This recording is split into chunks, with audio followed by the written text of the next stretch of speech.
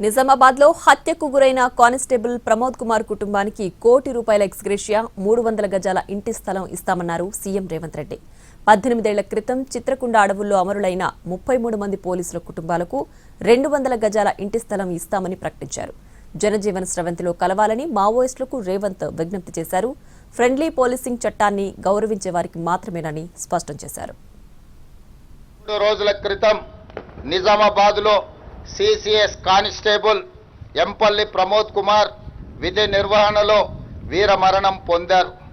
భర్త ప్రమోద్ను పోగొట్టుకున్న అతని భార్య ప్రణీతకు అతి చిన్న వయసులోనే తండ్రిని కోల్పోయిన అతని 3 కుమారులకు వారి కుటుంబానికి ప్రభుత్వం అండగా ఉంటుంది.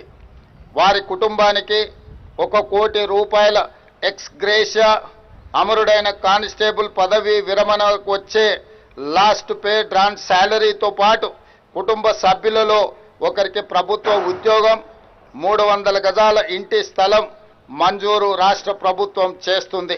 18 సంవత్సరాల క్రితం 29/6/2008న ఒరిస్సాలోని చిత్రకొండ రిజర్వాయర్ మావోయిస్టుల దాడిలో మరణించిన 33 మంది పోలీసు అమరులకు స్థలాన్ని కేటాయించి దాదాపుగా ఈ 18 సంవత్సరాలు ఈ సమస్య పరిష్కారం కాలేదు.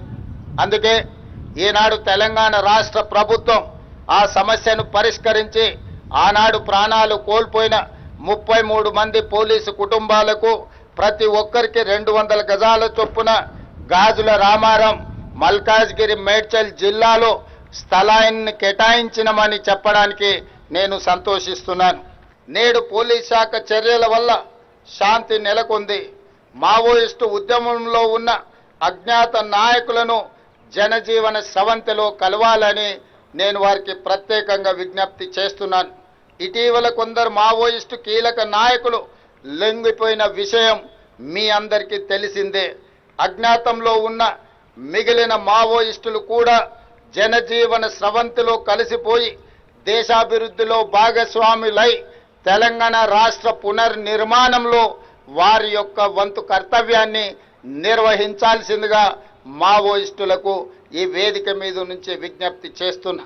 సోషల్ మీడియా ప్రభావం బాగా పెరిగిన ఈ కాలంలో పోలీసుల ప్రతి అడుగు మాట జాగ్రత్తగా ఉండాలి. ఫ్రెండ్లీ పోలీసింగ్ అంటే చట్టాన్ని గౌరవించే పౌరుల కోసమే, చట్టాన్ని ఉల్లంఘించే వారికి కాదన్న విషయాన్ని మీరు ప్రతి నిమిషం గుర్తు పెట్టుకోవాలి. ప్రజాస్వామ్య పాలనలో ప్రజల హక్కులను కాపాడుతూ వారి సమస్యలను తెలియజేసేందుకు చేపట్టే నిరసన కార్యక్రమాలకు పోలీసులు అనుమతి ఇస్తూనే ఈ సందర్భంలో సాధారణ ప్రజలకు ఇబ్బంది కలగకుండా ఎంతో సున్నితంగా బాధ్యతగా వ్యవహరించారు.